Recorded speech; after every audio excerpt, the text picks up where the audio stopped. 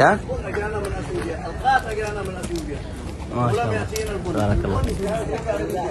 والثاني بيننا وبينهم بس كان عالم الغرب سجل اسمه كوفيا ارابيكا ولم يقول كوفيا اثيوبيا ولا كوفيا حبشه.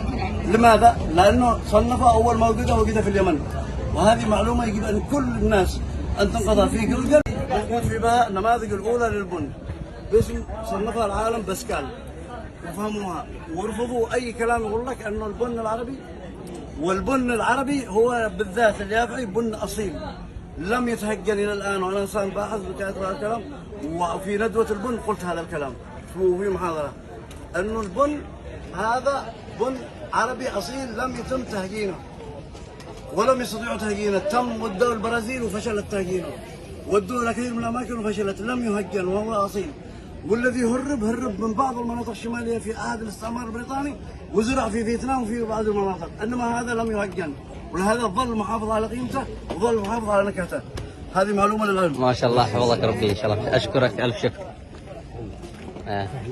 الله تبارك الله. صراحه اليوم عمار يعني سيطر على الزوار. شوف الزوار كلهم يعني متجمعين في هذا المكان، وهذا له